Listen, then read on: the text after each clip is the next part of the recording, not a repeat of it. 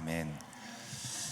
지금 오클랜드 온누리교회 안에 하나님께서 새로운 역사들을 계속적으로 이루어가고 계십니다. 성령의 바람을 불고 계시는데, 여러분, 이 하나님께서 바람을 부실 때 우리가 영적인 진보를 많이 이루기를 소망합니다.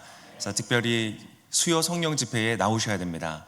하나님께서 지금 성령 집회를 통하여서 오클랜드 온누리교회를 견인해 가시고 또 그 말씀을 주시고 인도해 가시기 때문에 우리 함께 나오셔서 성령의 충만함을 힘입으시고 영적인 승리를 누리시기를 예수님의 이름으로 축복합니다. 우리는 지금 영적 분별력이 절실한, 반드시 필요한 그러한 시대를 살고 있습니다. 마지막 때가 될수록 미혹의 시대가 될 것이다. 지금 점점 미혹의 시대가 더 크게 커져가는 것을 봅니다. 가짜 뉴스에 대한 이슈들이 굉장히 많고 AI가 발전되면서 이제 어떤 사진과 동영상이 분별이 어려운 시대가 점점 되어져 가고 많은 것들이 미혹의 시대가 오고 있음을 알려주고 있습니다. 보이스피싱도 우리에게 피해를 주는데 영적인 분별을 하지 못하여 속는다면 큰 손실을 보게 됩니다. 하나님의 선하시고 온전하신 뜻, 그것이 무엇인가를 분별하는 것, 나의 삶에 주어진 목적을 이해하고 낭비하거나 배회하지 않고 그것을 이루며 사는 삶, 진정한 가치, 변하지 않는 의미를 성취하는 삶, 나의 자녀들에게 무언가 영원한 것을 남겨줄 수 있는 삶을 살기 위하여 우리에게는 영적 분별력이 필요합니다. 우리 좌우에 계신 분들에게 축복하겠습니다. 영적 분별력을 가지십시오. 그러나 영적 분별은 쉽지 않습니다. 그렇지만 또한 할 수 있습니다. 그리고 해내야 합니다. 어떻게 그것이 가능한가? 오늘 본문을 통하여서 그 일들을 살펴볼 것인데요, 먼저 분별이 얼마나 쉽지 않은 것인가 하는 상황들을 오늘 본문을 통해서 세 가지의 상황들을 만나게 됩니다. 그래서 본문이 좀 길지만 다 읽었는데요, 자, 오늘 본문에서 바울은 세 차례의 선교 여행을 마치고 예루살렘으로 돌아갑니다. 그런데 이 예루살렘으로 과연 가는 것이 하나님의 뜻인가, 가지 않는 것이 하나님의 뜻인가 라는 그 부분에 있어서 성도들의 견해의 차이들이 나타납니다. 우리 한번 보겠습니다. 4절의 말씀을 함께 읽겠습니다. 우리는 두로에서 그들은 성령의 감동으로 바울에게 예루살렘으로 올라가지 말라고 전했습니다. 두로에서 그리스도인들을 만납니다. 그들은 제자들이고 성령의 인도하심을 받는 사람들이었는데요, 기도하는 가운데 성령의 감동을 받습니다. 그리고 바울에게 예루살렘으로 가지 말라고 말하고 있습니다. 바울은 예루살렘으로 가야 할까요? 말아야 될까요? 이 사건은 한 번으로 끝나지 않습니다. 두로를 떠난 바울은 가이사랴라는 도시에 도착을 하는데 그곳에서 또한 다른 예언자들을 만납니다. 11절과 12절의 말씀을 같이 함께 읽겠습니다. 그가 우리에게 와서 바울의 허리띠를 집어 자기 손발에 매더니 이렇게 말했습니다. 예루살렘의 유대 사람들이 이 허리띠 주인을 이렇게 동염해 성령께서 말씀하십니다. 우리는 이 말을 듣고 간곡히 보냈습니다. 이번에는 이 예언을 받고 누가, 이 지금 사도행전을 쓴 누가를 비롯한 바울의 일행들, 함께 선교 여행을 다니는 동역자들조차 예루살렘으로 가지 말라고 간곡하게 고면합니다. 가야 될까요? 말아야 될까요? 무엇이 하나님의 뜻일까요? 무엇이 내가 선택해야 되는 것일까? 분별을 해야 됩니다. 자, 이 상황은 어떻게 마무리가 되는가 하면 14절의 말씀으로 마무리됩니다. 같이 읽겠습니다. 바울이 설득당하지 않자 우리는 주의 뜻이 이루어지길 기원합니다 하고는 더 말하지 않았습니다. 주의 뜻이 이루어지기를 기원합니다 라는 내용에서는 바울과 다른 제자들이 합의를 이룹니다. 그렇지만 무엇이 주님의 뜻인가에서는 합의를 이루지 못했습니다. 과연 어떻게 해야 될까? 자, 오늘 본문에서는 분별이 어려운 또 다른 상황을 만나게 됩니다. 다음 상황을 먼저 좀 보고 말씀을 드리겠습니다. 자, 예루살렘으로 가면 있을 고난이 무엇이냐? 그것은 로마인들에 의한 고난이거나 아니면 범죄자들, 악한 사람들에 의한 고난이냐? 그렇지 않습니다. 누구로부터냐면 유대인들로부터입니다. 그것도 예수님을 믿는 그리스도인 된 유대인들로부터도 위협을 당하고 있습니다. 자, 바울이 예루살렘에 도착해서 그 당시 초대 교회의 리더였던 야고보를 만납니다. 그런데 이 야고보도 역시 예언자들과 동일한 우려와 걱정을 하면서 바울에게 말을 합니다. 20절에 보면 이렇게 되어 있습니다. 중간에 보면 그러고 바울에게 야고보가 말합니다. 형제여, 알다시피 수만 명의 유대 사람들이 믿게 됐는데 얼마나 큰 축복입니까? 수많은 사람들, 수만 명이 예수님을 믿게 되었습니다. 예수님에게 십자가를 못 박으라고 외쳤던 사람들이 한 세대가 가기 전에 예수님을 믿게 되었죠. 큰 축복입니다. 그런데 그들은 모두 율법 지키는 일에 열심을 가진 사람들이었다. 하나님의 뜻을 추구하고 하나님의 말씀대로 살려고 하는데 열심을 가진 사람들이다. 그런데 무슨 걱정이 있겠습니까? 21절과 22절에 이렇게 이해하고 있습니다. 같이 한번 읽겠습니다. 그들은 당신이 이방 사람들 가운데 살고 있는 모든 유대 사람들을 가르쳐 모세를 저버리고 자녀들에게 할례하거나 유대 관습대로 살지 말라고 하는 줄 아는데, 그러니 어떻게 하는 게 좋겠습니까? 여기까지 읽겠습니다. 어떻게 하는 게 좋겠습니까? 그런데 이렇게 오해하고 있다. 근데 그 정도 수준이 아닙니다. 야고보는 지금 이 많은 유대인들이 바울을 향하여서 분노하고 있다는 것을 지금 말하고 있는 것입니다. 분노를 넘어서 위협하고 심지어는 살해하려는 예루살렘의 유대인들의 이 살벌한 분위기를 염려하고 있는 것입니다. 바울은 어떠해 있는가? 예수님의 가르침과 비슷한 맥락의 가르침을 했죠. 무엇입니까? 성전이란 예루살렘의 눈에 보이는 저것이 아니라 하나님을 믿고 예수님을 믿는 우리 개개인이 성전입니다 라고 가르쳤습니다. 우리에게는 당연하게 보일지 모르지만 유대인들에게는 그렇지 않았습니다. 제사장은 혈통에 따라서 레위 지파 안에서 이루어지는 제사장이 아니라 이제 예수님을 믿는 우리가 제사장입니다. 구원이라는 것은 율법을 지키는 것을 통하여 오지 않습니다. 이러한 메시지들은 유대인들이 가장 중요하게 생각했던 그들의 전통과 신앙을 부정하는 내용이었습니다. 근데 이게 가벼운 문제가 아닙니다. 유대인들은 오랜 침략과 정복을 당하는 수치와 고난의 역사를 가지고 있죠. 근데 그 안에서도 우리는 하나님의 백성이다, 이 정체성을 유지하기 위해서 부단한 노력을 합니다. 오염되지 않으려고 하나님이 나는 거룩하니 너희도 거룩하라, 그 말씀처럼 구별된 삶을 살고자 노력을 많이 했습니다. 그런데 그들을 향하여서 성전을 부정하고 할례를 인정하지 않고 제사의 제도를 무시하는 듯한 이 메시지들은 그들에게 있어서 중대한 위협이다. 그들의 신앙과 하나님을 향한 이 믿음을 지키는 것에 위협이라고 생각했던 것이죠. 동시에 당시 이스라엘은 지금 로마의 식민 상태였죠. 로마가 어떤 나라입니까? 전 세계를 아우르면서 수많은 민족을 융합시키고 통합시킨 위대한 제국입니다. 아니, 그들 안에서 우리 유대인으로서 섞이지 않고 구별된 삶을 산다는 것이 얼마나 쉽지 않았겠습니까? 그 노력 중에 하나가 무엇이었냐면 열심당이라는 단체였습니다. 이 4개의 학파 중에 하나로 분류되기도 하는데요. 이 열심당은 뭐냐? 하나님이 유일한 지배자이시다 라는 신앙을 주장하면서 이것을 타협하지 않으려고 했던 사람들입니다. 좋아 보이세요? 나빠 보이세요? 이 사람들은 그래서 로마로부터 이스라엘이 독립되는 것을 꿈꿨습니다. 마치 우리나라의 독립운동가들처럼 활동했습니다. 근데 이제 그 중에서도 열심당 안에서도 조금 이제 극단적인 방법을 취하는 사람들이 있었는데요. 이 로마와 타협을 하고 이스라엘의 정체성을 위협하는 존재들이 있다고 판단이 되면 그 사람들을 암살했습니다. 이 시카라는 그 로마의 유명한 낫처럼 생긴 칼이 있는데 그것을 품고 다니면서 유대인들뿐만 아니라 로마인들까지 살해했습니다. 그래서 시카리라는 이름으로 불림을 받았죠. 그런 그들에게 지금 바울이라는 존재는 제거의 대상 1위였던 것이죠.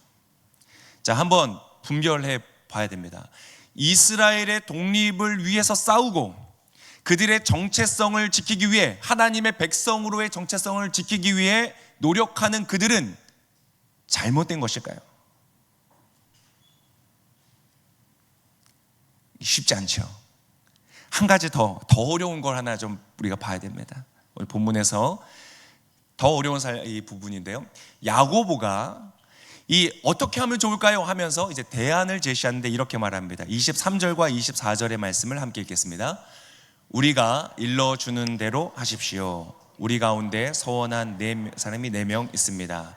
이 사람들을 데려가서 그 정결의식에 당신도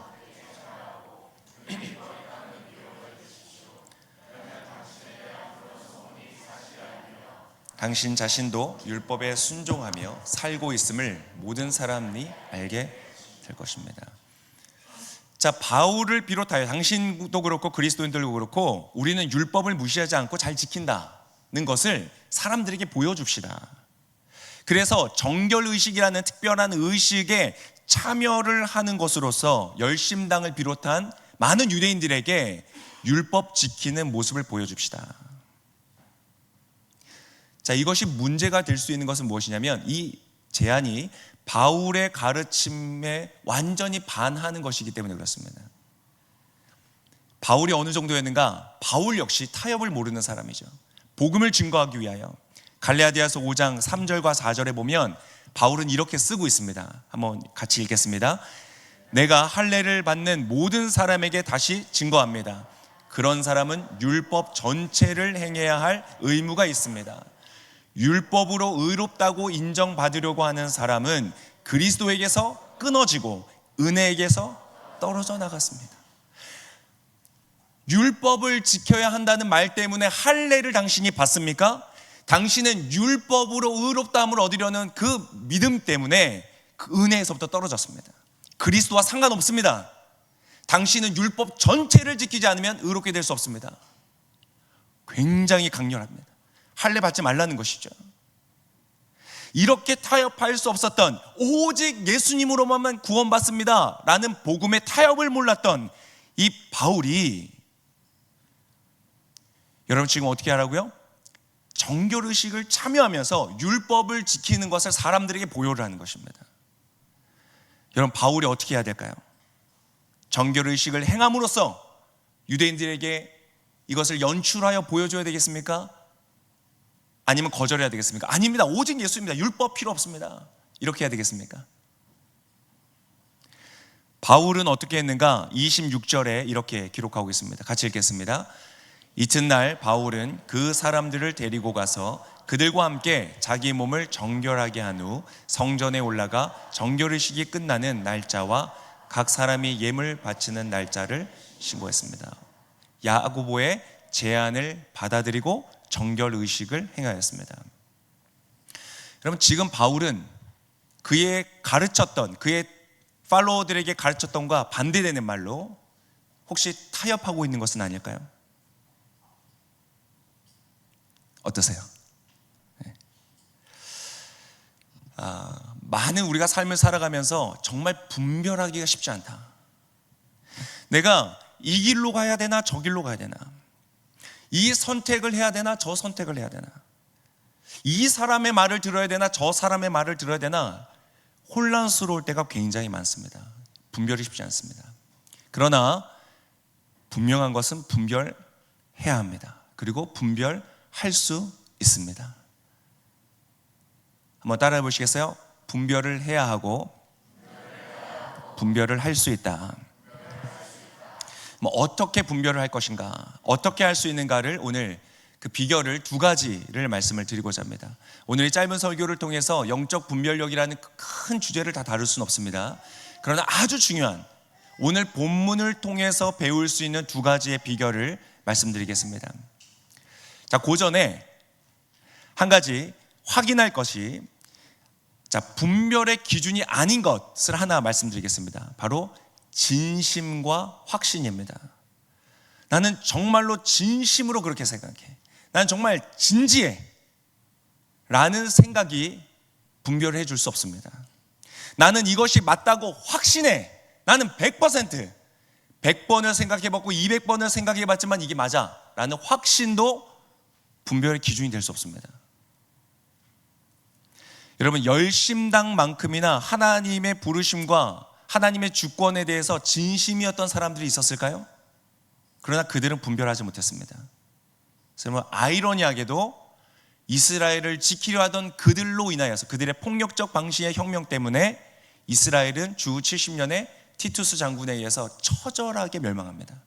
돌 위에 돌 하나가 남지 않으리라는 예수님의 예언이 그대로 이루어집니다. 왜 우리의 진심이 기준이 될 수 없을까요? 넌 정말 그렇게 생각해 라는 나의 진심, 교회를 생각해서, 나는 정말 교회를 생각해서 하는 얘기야. 나는 정말 너를 생각해서 하는 얘기야. 나는 정말 진심으로 그렇게 생각해 라는 것이 왜 기준이 될 수 없냐면, 우리의 진심이라는 그 마음이 타락했기 때문에 그렇습니다. 예레미야 17장 9절에 보면 그런 말씀이 있습니다. 같이 한번 읽겠습니다. 마음은 모든 것보다 거짓되고 몹시 병들어 있다. 누가 그것을 이해할 수 있겠는가? 여러분, 다른 모든 것보다 가장 많이 거짓되고 병들어 있는 게 우리의 마음이라고 합니다. 그렇기 때문에 우리의 마음으로는 분별할 수가 없습니다. 그 말은 하나님의 뜻을 향하여서 그래서 확신을 가질 수 없다, 가져서는 안 된다는 것이 아닙니다. 지금 바울은 누구보다 분명한 확신을 가지고 분별하여 걸어가고 있습니다. 두 가지를 말씀드리겠습니다. 첫 번째, 언제 분별이 가능한가?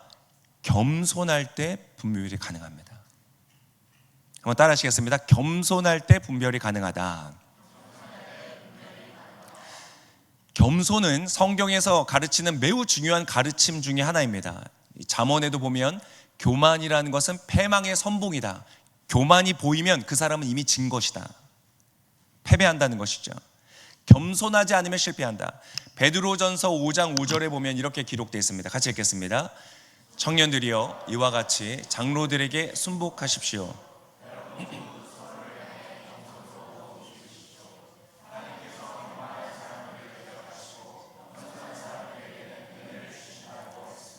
하나님이 교만한 자를 대적하신다면 그 교만한 사람이 과연 무엇을 성취하고 분별할 수 있겠습니까? 겸손해야 됩니다. 그러면 겸손은 무엇인가? 겸손은 한계를 인정하는 것입니다.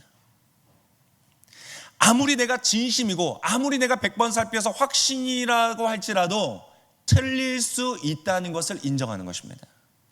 나 혼자만은 완벽할 수 없다, 완전할 수 없다, 나는 다른 누군가가 필요하다는 것을 인정하는 것이 겸손입니다. 그래서 겸손할 때 나타나는 특징이 있습니다. 자, 이 특징이 나에게 있는지를 잘 살펴주셔야 됩니다. 겸손할 때 나타나는 특징은 듣는다는 것입니다. 겸손한 자는 듣습니다. 사도 바울도, 두로의 제자들도, 가이사랴의 형제들도 서로 만나서 대화를 할 때 어떻게 합니까? 듣습니다. 서로의 예언을 듣고 각자의 성령의 감동을 듣고 그 성령의 예언과 감동에 대한 해석을 서로 듣습니다. 교만하면 아예 들으려고 하지 않습니다. 대화 자체를 끊어버립니다. 내가 듣고 싶은 것만 듣습니다. 여러분, 듣고자 하지 않는 것은 굉장히 심각한 교만의 상태인 것을 우리가 살펴야 합니다. 더 위험한 수준이 있습니다. 그것은 듣지 않는 것을 넘어서 상대방을 침묵시키려 하는 것입니다. 그만해, 더 이상 말하지 마, 듣고 싶지 않아. 그것은 굉장히 강압적인 태도로 대한다, 심각합니다. 심지어 폭력을 써서라도 상대방의 침묵을 강요하는 경우도 있습니다. 바로 열심당이 빠졌던 함정입니다. 무서운 교만입니다. 그러나 겸손하면 대화가 됩니다. 그 말은 반드시 설득된다는 말이 아닙니다. 상대방의 모든 말들을 인정한다는 것이 아닙니다. 오늘 바울과 다른 제자들이 서로 완전한 합의에 이르지 못하였던 것처럼 합의에 이르지 못할 수 있습니다. 그러나 대화를 지속한다는 것입니다. 아무리 견해가 다르다고 할지라도 서로를 향한 동역자 의식, 깊은 연대 의식, 공동체 의식을 지속해 가는 것을 말하는 것입니다. 이것이 바로 분별의 중요한 비결입니다. 내가 듣는 귀가 열려 있을 때에 우리는 함정을 피할 수 있고 함께 연합하여서 주님의 뜻을 이룰 수 있게 되는 것입니다. 오클랜드 오늘교회가 그러한 교회가 되기를 축복합니다. 두 번째 비결은 무엇이냐? 높은 목적을 추구하는 것입니다. 한번 따라 하시겠습니다. 높은 목적을 추구하는 것이다. 자, 생각해 보십시오. 내가 사랑하는 사람의 안위와 안전을 염려하고 생각하는 것이 나쁜 것이 아니지요. 지금 다른 제자들은 너무나 사랑하는 그들의 동역자 바울을 아끼는 마음으로 그의 안전을 염려하면서 예루살렘에 가지 말라고 말하는 것입니다. 나쁜 것이 아니죠. 그러나 바울은 자신의 안전과 안위보다 더 높은 목적을 추구하고 있습니다. 그것이 하나님의 뜻을 분별하는 지혜가 되었던 것입니다. 바울이 하나님의 뜻을 바로 분별하여서 나아가 하나님께 귀하게 쓰임받을 수 있었던 것, 그의 삶을 한순간도 낭비하지 않고 주님의 뜻을 이루어서 내가 선한 싸움을 다 싸웠다, 달려갈 길을 마쳤다라고 고백할 수 있었던 이유는 그의 목적이 가장 높은 곳에 있었기 때문에 그렇습니다. 그의 목적은 무엇이었는가? 13절에 이렇게 기록하고 있습니다. 13절의 말씀 같이 읽겠습니다. 그러자 바울이 대답했습니다.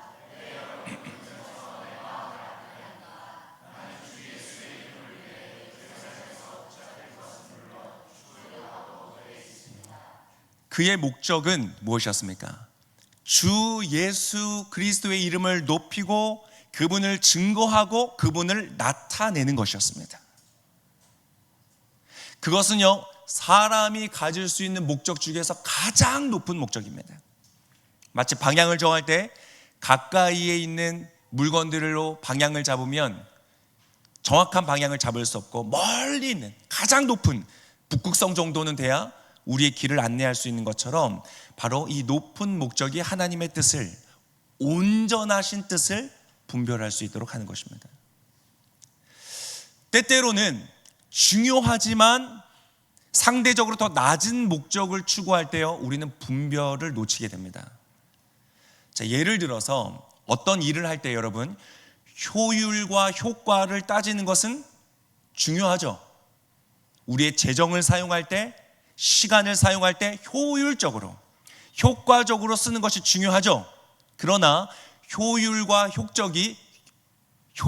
효과가 궁극적인 목적이 되면 분별을 놓칩니다. 그 예가 무엇이냐면 향유옥합의 사건입니다. 여인이 향유옥합을 깨뜨려서 예수님의 발에 부었을 때 제자들은 그것을 가지고 꾸짖었습니다. 심지어 분노했다고 되어 있습니다. 왜 그렇게 낭비하느냐? 왜 그렇게 효율적이지 못하냐? 왜 이렇게 효과적이지 않은 방식으로 사느냐? 그러나 여러분, 예수님의 평가는 완전히 달랐습니다. 가는 곳마다 이 여인의 이름이 칭찬을 받을 것이다. 궁극적인 목적, 가장 높은 목적을 이 여인이 추구하였기 때문에 그녀는 하나님의 온전하신 뜻대로 행동할 수 있었고, 그것은 하나님의 마음을 감동시키는 인생이 되었던 것이죠. 제자들은 분별하지 못했습니다. 여러분, 주 예수님의 이름을 위한다는 그 높은 목적을 갖고 사는 것이 무엇인지를 여러분, 우리가 배우고 깊이 이해하고 깨달을수록 우리의 삶에는 분별의 날이 서게 되는 것입니다. 그래서 무언가를 할 때 중요한 질문이 있습니다. 여러분, 어떠한 일을 하시든지, 세속 직장에서 어떠한 선택을 하시든, 관계 속에서 선택을 하시든, 신앙생활 속에서 선택을 하시든, 이것을 질문하셔야 됩니다. 이 일을 향한 나의 목적은 무엇인가? 나는 무엇을 이루고자 하는가? 만약 그것이 나의 자존심이다, 나의 자존심을 세우기 위해서, 왜 이렇게 기도 열심히 하세요? 남들에게 난 괜찮은 사람이라는 것을 보이기 위해서. 선행하는데 선행은 왜 이렇게 열심히 하세요? 내가 인정받기 위해서. 그러면 여러분 분별이 안 됩니다. 시작부터 실패하게 됩니다. 나의 자존심이나 나의 이름, 나의 인정을 추구하는 것은요, 가장 낮은 목적 중에 하나거든요. 그러면서도 넓은 문이요 넓은 길입니다. 많은 사람들이 그곳으로 갑니다. 여러분, 나의 목적이 분별이 될 때에 그 모든 상황들도 분별이 되는 것입니다. 이해를 돕기 위해서 추가 설명을 조금 드리겠습니다. 높은 목적, high purpose라는 것에 다른 이름이 있는데요, 그것은 깊은 동기입니다. deep motivation입니다. 마음속에 있는 나의 동기가 본질이라는 깊이를 추구할수록 목적은 높아지고요, 분별력은 선명해집니다. 자, 질문할 때 나는 왜 이 선택을 하려고 하는가? 나의 동기는 무엇인가를 점검해 보십시오. 그것이 분별에 굉장한 도움이 됩니다. 자, 우리가 아까 마지막으로 보았던 야고보의 제안에 대한 바울을 한번 살펴보죠. 바울의 선택은 도대체 어떠한 분별을 할 수 있습니까? 정결의식을 참여했던 바울은 타협한 것이었습니까? 자, 어떤 질문을 해야 된다고요? 왜 그 선택을 하는가? 바울은 왜 정결의식을 행하였을까? 그 마음의 동기는 무엇이었을까? 바울 본인의 안전이었을까요? 이렇게 해서 내가 좀 안전해지자, 사람들의 분노를 누그러뜨리고 안전해지자는 것이 그의 동기였다면 그의 분별은 틀렸을 것입니다. 그러나 그것이 아니었습니다. 그는 이미 아까 우리가 읽었던 본문에서처럼 나는 주 예수의 이름을 위하여서는 나의 죽음도 나는 조금도 아깝지 않습니다. 이미 죽음을 각오한 사람입니다. 그러면 왜 이 선택을 했을까요?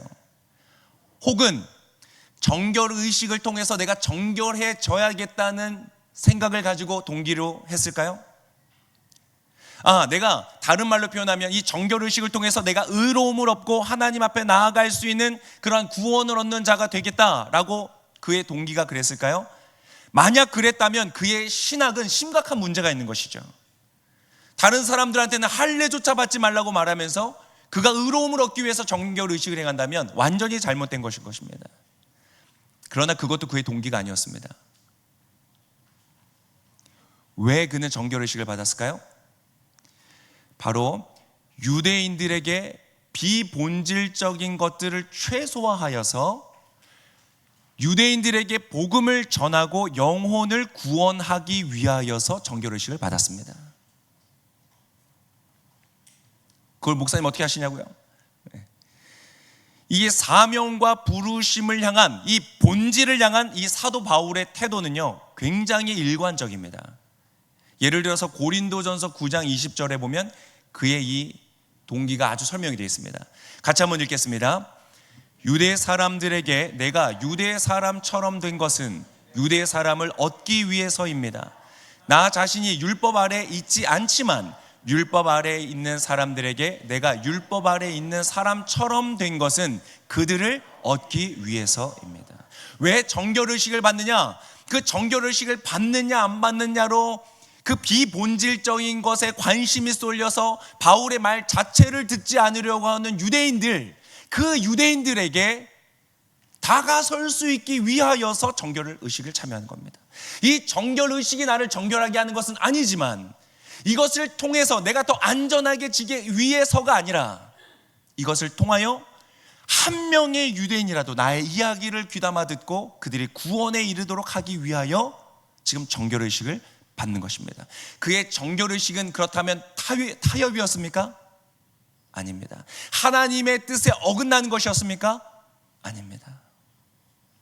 그는 정확하게 분별하여 그의 길을 걸어가고 있는 것입니다. 여러분, 이러한 깊은 동기를 가진 사람들의 놀라운 특징이 하나 있습니다. 이걸 한번 또 생각해 보십시오. 그 특징이 나에게 있는가? 깊은 동기를 가진 사람의 특징은 유연하다는 것입니다. 굉장히 유연합니다.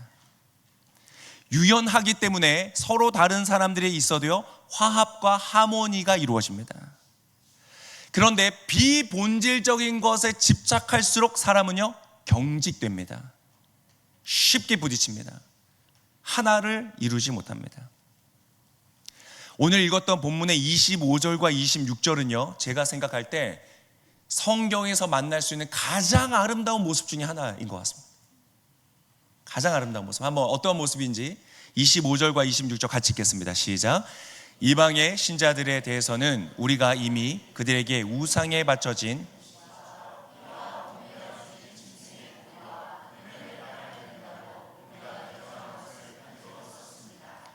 이튿날 바울은 그 사람들을 데리고 가서 그들과 함께 자기 몸을 정결하게 한 후 성전에 올라가 정결 의식이 끝나는 날짜와 각 사람이 예물 바치는 날짜를 신고했습니다. 25절에서 만나는 점은 무엇이냐면 유대의 문화 속에서 살고 있던 야고보, 이 야고보가 당시 유대인들의 정서를 고려하여서 당시 이방 사람들에게 당부하는 편지를 보낼 때에 그 당시의 문화에서 가장 쉽게 속기 쉬운 그러한 부분들에서만 당부하는 편지를 씁니다. 그러니까 예수님만으로 구원받는 것은 명확합니다. 그렇지만 그 당시에 하도 우상의 숭배가 만연했던 곳이기 때문에 그 우상 숭배에 속아서 복음을 놓치지 않도록 우상에게 바쳐진 제물은 피하라고 지금 편지를 했다는 것입니다. 그게 복음과의 타협이 아닙니다. 만약 이것이 정말 야고보가 계명처럼 쓴 것이라면 우리가 진지하게 받아야 되겠죠. 그럼 우리는 지금 제사 드린 음식 먹으면 안 됩니다. 그리고 피도 피하라고 했으니까 스테이크 레어로 드시면 안 됩니다. 그러나 이것은 그 당시에 그 사람들에게 필요한 문화적 지침을 주고 있는 것입니다. 유연한 것입니다. 유대인들과 급격한 대립을 피하기 위해서 복음과 타협하는 것이 아니라 그 문화에 맞는 유연한 적응력을 보여주는 것입니다. 바울은 그리고 26절에 이어서 어떻게 합니까? 유대에 있었던 야고보는 그렇게 이방인들에게 문화에 적응할 수 있는 어떤 지침을 내려주고 바울은 정결 의식에 참여하는 모습을 지금 보여주고 있는 것입니다. 서로 들으면서 야고보와 유대의 사도였던 야고보와 이방인의 사도였던 바울이 서로의 차이점을 두고서도 비본질적인 것에 화합하고 하모니를 이루고 유연하게 서로 동역하는 모습을 우리는 25절과 26절에서 볼 수 있는 것입니다. 이것은 엄청나게 강력한 것입니다. 한때 우리 한국 교회도 그런 거 있지 않습니까? 예배 때 어떻게 드럼을 치느냐, 이 사탄의 악기 이거 어떻게 쓰느냐, 그걸로 싸우고 그걸로 깨지고 그런 경우들이 있었습니다. 그건 대표적인 예고, 많은 곳에서 경직되어서 서로 부딪혔던, 그러나 여러분 이들을 보십시오. 이 가장 깊은 이 어려운 문제들도 서로 분별하여서 서로 하모니를 이루니 강력하고 아름다운 모습을 보십시오. 바로 이러한 교회의 연합과 협력, 강력하게 뻗어나가는 하나님 나라의 그 파워를 보여주는 장면인 것입니다. 여러분, 바로 이것이 우리 오클랜드 온누리교회의 모습이 되시기를 예수님의 이름으로 축복합니다. 때때로는 무엇을 하느냐, 무엇을 마느냐, 겉으로 보여지는 행위가 중요한 것이 아닙니다. 깊은 동기, 그것을 왜 하는가, 마음의 중심의 문제라는 것입니다. 그래서 여러분, 이 마음의 깊은 동기가 분별이 되면 상황이 분별이 됩니다. 그러한 영적 분별력을 가지고 미혹의 시대 속에서 승리하는 저와 여러분 되시기를 축복합니다. 그래서 말씀을 정리하겠습니다. 우리가 바로 이 길을 걸어가야 하는 것입니다. 미혹의 시대에 거짓에 휩싸이지 않고 하나님의 선하시고 온전하신 뜻을 분별하고 하나님께 칭찬과 상급을 받고 승리하고 정복하는 강력한 교회가 될 줄을 믿습니다. 이것은 우리 성인뿐만 아니라 모든 부서, 예꿈, 꿈땅, 파워웨이브, 목사님 무슨 파워웨이브, 쟤는 안 돼요, 이렇게 생각하십니까? 아닙니다. 요셉, 다니엘, 다윗 다 파워웨이브 나이 때 하나님 시작했습니다. 그 역사가 우리 교회 가운데서 시작되시기를 축복합니다. 애들이 문제가 아닙니다. 우리가 문제죠. 우리가 잘해야 됩니다. 애들 따라올 겁니다. 자, 이것을 위해서 나 자신을 위한 목적에서 벗어나 주 예수 그리스도를 위한 목적으로 우리의 목적이 높아지시기를 축복합니다. 행위나 문화의 형태에 매이지 않고 영혼을 구원하는 본질로 더 깊은 동기로 나아가는 우리가 되기를 소망합니다. 느헤미야처럼 성벽을 재건하고 에스라처럼 영적 부흥을 일으키고 무엇을 하든지 이것을 가지고 가는 것입니다. 우리가 수교 성령 집회를 하든 OOF를 하든 OOS를 하든, 헷갈리죠? 이게 뭐였나? 아울리치를 가든 리노베이션 공사를 하든 애찬을 하든 무엇을 하든지 우리가 예수 그리스도를 높이고 영혼을 구원하는 그 높은 목적과 부르심을 겸손한 마음으로 가지고 서로를 들으며 함께 연합하며 화합하며 이 일들을 해가는 저와 여러분 되시기를 축복합니다. 그러면 우리는 속지 않습니다. 분별이 됩니다. 저와 여러분의 발 앞에 거치는 장애물들이 걷어지고 시온의 대로가 열릴 줄을 믿습니다. 그런 놀라운 축복을 누리시는 우리 성도님들 되시기를 예수님의 이름으로 축복합니다.